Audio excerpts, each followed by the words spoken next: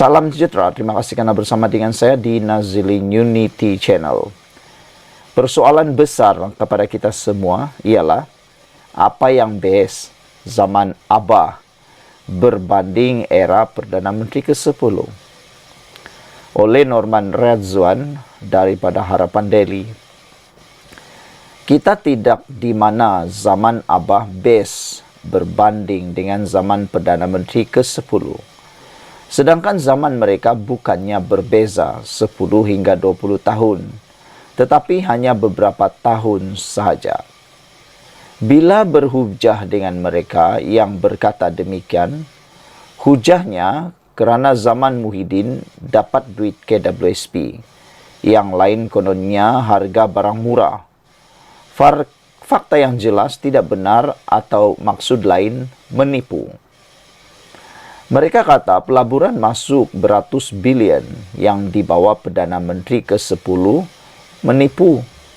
Yang sedihnya mereka dapat info tersebut daripada tentera cyber level cap ayam dan bukan dari Bloomberg, Bank Negara Malaysia, MIDA maupun menteri-menteri terbabit. Padahal di zaman Perikatan Nasional dulu, berapa banyak pelabur yang lari ke negara-negara jiran dan tiada pelaburan yang masuk ke negara ini seperti mana dilakukan kerajaan sekarang. Dalam infografik yang ada disertakan ini, boleh dilihat perbezaan di antara Perdana Menteri ke-10 dan Muhyiddin. Beza kejayaan yang amat berhormat Perdana Menteri ke-10 dengan Muhyiddin ialah: pertama, dari segi pemerkasaan Islam, Perdana Menteri ke-10 sebanyak RM1.9 bilion. Semasa zaman Muhyiddin pula hanya sebanyak RM1.1 bilion. Nilai ringgit berbanding dolar USD pula ialah semasa Perdana Menteri Anwar Ibrahim ialah 4.70, manakala semasa Muhyiddin Yassin 4.78.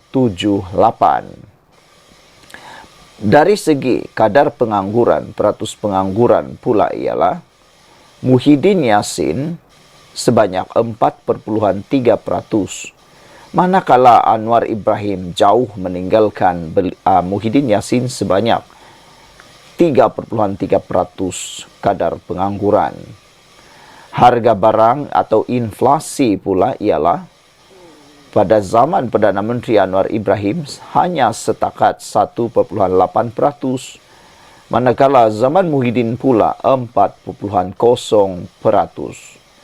Dari segi KDNK, zaman Anwar Ibrahim 7.7, Muhyiddin pula ialah negatif 5.6. Defisit belanjawan pula Anwar Ibrahim adalah sebanyak 5%, manakala Muhyiddin pula 5.6%. Indeks rasuah pula amat jauh berbeza. Anwar Ibrahim adalah 57, Muhyiddin pula 63. Indeks kebebasan media Anwar Ibrahim jauh meninggalkan Muhyiddin sebanyak 77, manakala Muhyiddin pula 113. Negeri yang keluar daripada kemiskinan ketika Muhyiddin tiada, kosong. Tetapi semasa Anwar Ibrahim, sebanyak 3 buah negeri telah keluar daripada kemiskinan. Dan yang terakhir, most influential Muslim leader Anwar Ibrahim dicatat sebagai 20 orang teratas di dunia. Muhyiddin jangankan termasuk, tidak tersenarai atau tidak termasuk langsung dalam senarai. Bagaimana pemerkasaan Islam diberikan jauh lebih banyak daripada zaman PN dengan perbezaan 800 juta, di mana yang mengatakan Perdana Menteri ke-10 mengabaikan Islam. Celah mana? Lihat indeks rasuah negara kita. Semakin baik Nilai ringgit tidak seteruk zaman PN. Inflasi jauh lebih baik. KDNK meningkat dan pengangguran menurun hampir 2%. Saya tidak mahu menulis panjang lagi atau mengata panjang lagi pada petang ini. Sekadar ingin bertanya sahaja. Apa yang bestnya zaman Muhyiddin, sedangkan harga ayam mahal, harga minyak 2 kali ganda, harga cili merah naik 3 kali ganda. Pendek kata, harga barang mahal. Apa yang bestnya zaman Muhyiddin kita dikurung hingga ada yang kibarkan bendera putih kerana susah? Siapa kata zaman PN rakyat senang lenang? Apa yang bestnya zaman Muhyiddin, sedangkan zaman itu, sudahlah bonus raya pun tidak seperti mana kekitaan awam peroleh zaman Perdana Menteri ke-10 dengan bonus sebanyak RM2,000, duit raya sebanyak RM500 dan tol pun percuma. Apa yang bestnya zaman Muhyiddin, nak raya pun tak boleh.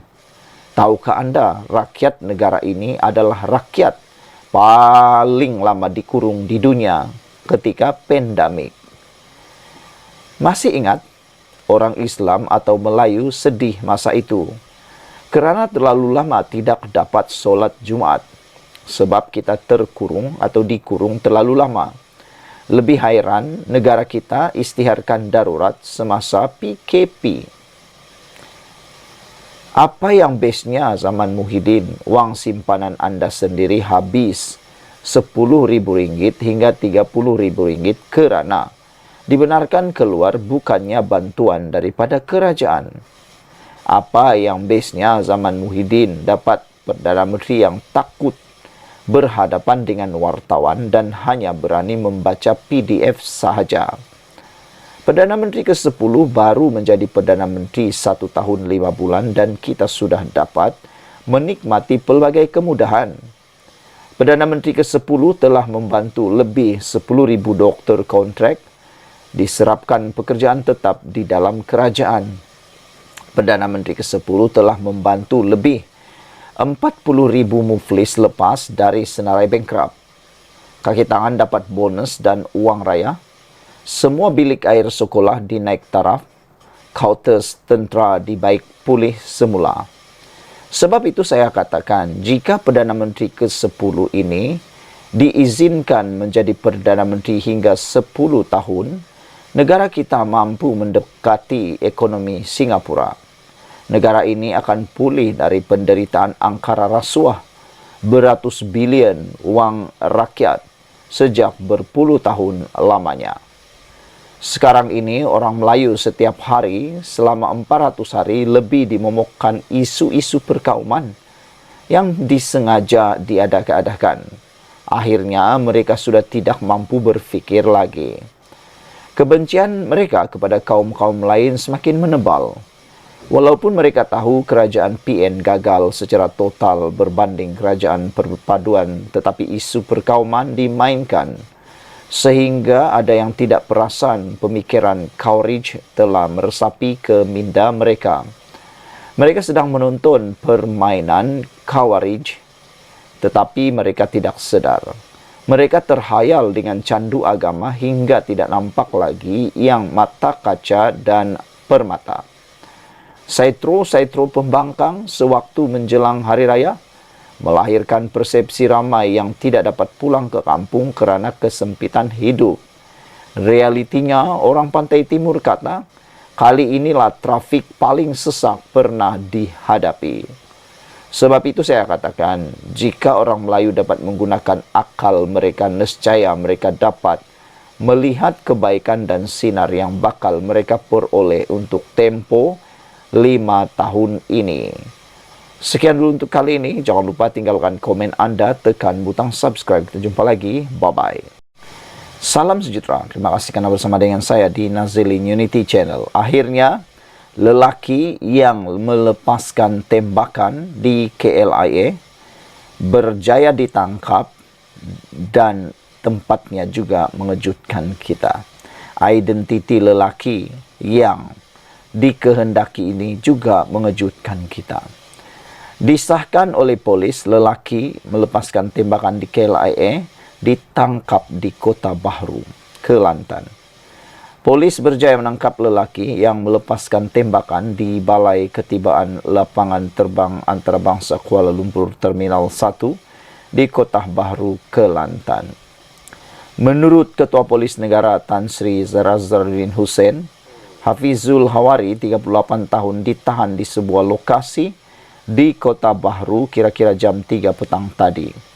Kata Ketua Polis Negara, "Ya, saya sahkan tangkapan itu. Suspek baru ditahan pada jam 3 petang tadi di Kota Bahru." Satu sidang akbar akan diadakan oleh Pengarah Jabatan Siasatan Jenayah JSJ Bukit Aman atau Ketua Polis Negeri dalam masa terdekat, katanya lapor Berita Harian. Semalam kira-kira jam 1.30 pagi, seorang lelaki melepaskan 2 das tembakan di Terminal 1 KLIA. Satu daripada tembakan itu terkena seorang lelaki tempatan yang juga pengawal peribadi kepada isteri suspek. Susulan itu, polis melancarkan operasi mengesan lelaki itu selain menjejakinya di kawasan negeri berhampiran serta sempadan negara. Saudara-saudara sekalian, inilah perkara yang paling kita tunggu-tunggu. Tahniah dan syabas kita ucapkan kepada pihak PDRM atas ketangkasan mereka menangkap suspek. Sekian dulu untuk kali ini, ikuti terus ulasan selepas ini. Salam sejahtera, terima kasih karena bersama dengan saya di Nazilin Unity Channel. Saudara-saudara sekalian, kemelut di dalam politik Malaysia makin hari makin menjadi-jadi. Terkini, kemelut itu berlaku antara parti UMNO dengan parti DAP. Ini apabila salah seorang pemimpin parti UMNO dengan selambanya menggelar Menteri DAP sebagai menteri yang bodoh. Ini telah menimbulkan pelbagai spekulasi dan ada juga ura-ura daripada pemimpin DAP, juga daripada penyokong-penyokong DAP menyatakan kekesalan, sakit hati dan tergurisnya mereka dengan kata-kata pemimpin UMNO tersebut. Sehingga tidak kurang juga pemimpin ataupun penyokong DAP ada yang berkata-kata dengan sindiran, dengan sinis mengatakan, kalaulah DAP meninggalkan kerajaan ini bagaimana, kata mereka. Ataupun kalaulah DAP meminta supaya UMNO meninggalkan kerajaan, macam mana, kata mereka. Sesuai dengan isu itu, hari ini dijelaskan melalui sabudin.com, ini rupa-rupanya sebab mengapa UMNO sukar untuk mengekalkan kuasa pada PRU yang akan datang. Perdana Menteri ke-10 Anwar Ibrahim sukar kekalkan kuasa sebab utamanya UMNO dijangka kalah lebih banyak kerusi pada PRU yang akan datang. Ketika pulang ke kampung sempena Hari Raya baru-baru ini dan sempat beraya di 3 negeri, yaitu Perak, Selangor dan Negeri Sembilan, antara pertanyaan yang kerap disuakan kepada saya oleh kawan-kawan dan saudara mara ketika berbual-bual sambil menikmati pelbagai juadah raya ialah, mampukah Perdana Menteri ke-10 bertahan lagi selepas PRU 16 akan datang? Soalan susulan berikutnya yang kerap menyusul pula, parti mana lebih berpotensi untuk menang paling banyak kerusi? Meskipun PRU 16 hanya akan diadakan pada 2027, yaitu lebih 3 tahun daripada sekarang, saya kira maksud di sebalik banyaknya soalan seperti itu ditanyakan adalah kerana ramai yang tidak begitu yakin lagi kerajaan yang ada sekarang mampu terus bertahan berdasarkan prestasi semasa serta banyaknya isu-isu dan serangan pihak lawan yang gagal ditangani dengan berkesan. Perkembangan semasa terutama daripada keputusan PRN 6 negeri yang lalu ternampak turut berlaku peralihan penyokong Pakatan Harapan yang mula meninggalkan gabungan tersebut. Secara logiknya, kalau ramai masih yakin kerajaan Madani ini mampu terus bertahan, soalan seperti itu pastinya tidak perlu ditanyakan lagi. Dalam semua soalan tersebut, berdasarkan penilaian saya yang selalu pergi ke banyak tempat dan bertemu ramai orang, sambil memerhati sikap kebanyakan rakyat terhadap kerajaan, secara jujur saya dapati tidak mudah, bahkan mungkin amat sukar bagi Perdana Menteri ke-10 mempertahankan jawatannya untuk penggal kedua. Meskipun Perdana Menteri ke-10 kini menerajui kerajaan dengan sokongan agak selesa, yaitu 147 ahli parlimen, ditambah lagi 6 ahli parlimen bersatu yang mengalih sokongan, harus kita sedar bahawa dalam PRU 15 lalu tidak ada mana-mana parti atau gabungan yang menang dan mampu menubuhkan kerajaan secara sendirian. Daripada 222 kerusi parlimen yang ada dalam negara, PH hanya menang 82 kerusi, Perikatan Nasional 74, Barisan Nasional 30, dan selebihnya dimenangi parti-parti lain termasuk gabungan GRS di Sabah dan GPS di Sarawak. Daripada 82 kerusi PH itu, DAP memiliki 40, PKR 31, Amanah 8, APKO 2 dan 1 kerusi lagi atas nama Syed Saddiq Syed Abdul Rahman melalui persefahaman PH dengan mudah. Bagi Perikatan Nasional pula, daripada 74 kerusi parlimen yang dimenangi, 43 melalui kemenangan PAS dan 31 dimenangi oleh Bersatu. Sementara daripada 30 kerusi yang dimenangi Barisan Nasional, 26 daripadanya adalah milik UMNO, MCA 2, MIC dan PBRS masing-masing 1 kerusi.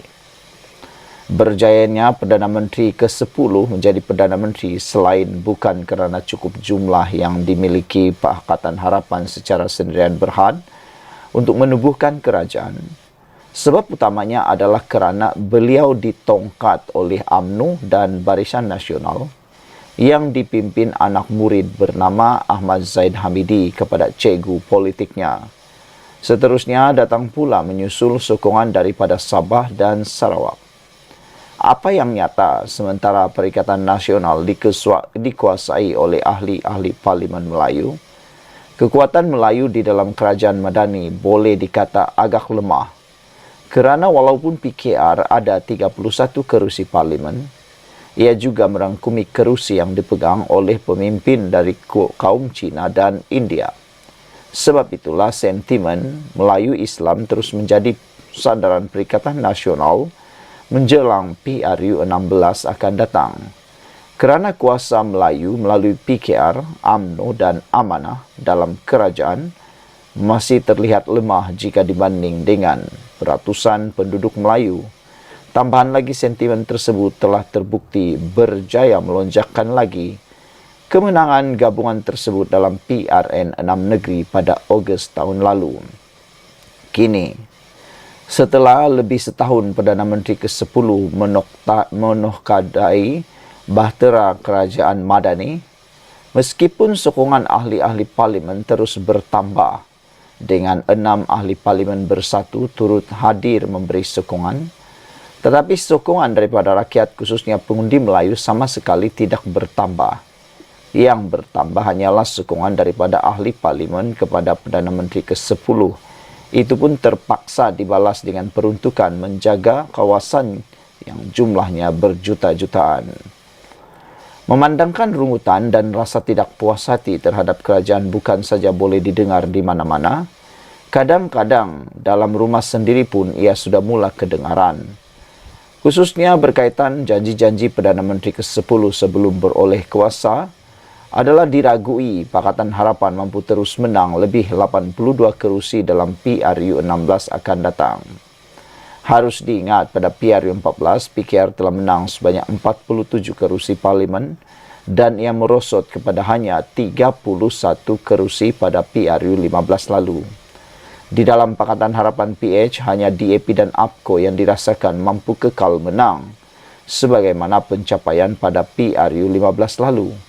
Namun PKR dan Amanah dengan prestasi semasa Kerajaan Madani makin berpotensi kehilangan lebih banyak kerusi lagi. UMNO pula disambing makin diasap dengan sentimen Melayu Islam yang dimainkan PN, hubungan kerjasamanya dengan DAP dalam Kerajaan Madani pasti akan menjadi kelebihan lagi kepada PN untuk menambah bilangan kerusi kemenangan buat mereka. Faktor kepimpinan Zaid Hamidi yang dianggap oleh sesetengah pihak sebagai ala diktator dengan kecenderungan suka memecat dan menggantung keahlian musuh-musuh politiknya sebelum dan selepas PRU 15 lalu dilihat bakal memberi sumbangan kepada bertambahnya penolakan pengundi kepada parti itu. Apatah lagi jika mereka yang dipecat dan digantung itu kekal sebagai pemimpin terbuang dalam UMNO dan bebas membuat pilihan untuk bersama parti lain pada PRU akan datang. Keadaan di mana pada PRU 14 UMNO menang 54 kerusi parlimen, kemudian merosot kepada 26 kerusi pada PRU 15, kekal lagi Zaid Hamidi memimpin UMNO pada PRU yang akan datang, percayalah, makin merosot lagi pencapaian yang mampu digapai, mungkin hanya tinggal 20 atau 16 kerusi saja lagi. Dalam keadaan begitu, sementara PH sendiri dipercaya tidak mampu menang lebih daripada 80 kerusi, bagaimanakah Perdana Menteri ke-10 mampu terus bertahan dan melintas menuju penggal kedua? Jika UMNO tidak lagi mampu menongkat Perdana Menteri ke-10, sokongan Sabah dan Sarawak dengan sendirinya bukan lagi jaminan yang memberahikan. Dalam konteks Perikatan Nasional, khususnya PAS, parti itu diyakini makin bertambah kerusi kemenangannya berbanding 43 kerusi parlimen yang diperoleh pada PRU 15 lalu. Ini bermakna sama seperti keputusan PRU 15 lalu, dan sama ada kita suka atau tidak, PAS akan menjadi parti kekal dominan yang akan memenangi paling banyak kerusi berbanding semua parti yang lain. Bersatu yang dibantu oleh PAS daripada segi jentera dan sokongan akar umbi, didapati tiada masalah sama ada kekal dengan jumlah kemenangan kerusi sedia ada atau mungkin bertambah beberapa kerusi lagi. Secara jujur, ingin disimpulkan, berikutan jangkaan ketidakupayaan UMNO memenangi lebih banyak kerusi di samping PH pula mustahil untuk berdiri sendiri untuk membentuk kerajaan. Laluan yang ada di depan Perdana Menteri ke-10 untuk kekal berkuasa bukan saja sukar, bahkan lebih getir lagi. Namun begitu, walaupun PAS diramal menang paling banyak kerusi, manakala bersatu akan mengatasi UMNO sekali lagi daripada segi jumlah kerusi, tetapi Perikatan Nasional juga tidak cukup kerusi untuk berdiri sendiri bagi membentuk kerajaan kerana kekurangan sokongan bukan Melayu. Maka, sama seperti selepas keputusan PRU 15 lalu, pembentukan kerajaan selepas PRU 16 nanti pun akan melalui proses rundingan dan perebutan untuk mendapatkan sokongan terlebih dahulu. Ditulis oleh sabudin.com. Sekian dulu untuk kali ini. Jangan lupa tinggalkan komen Anda, tekan butang subscribe. Bye-bye.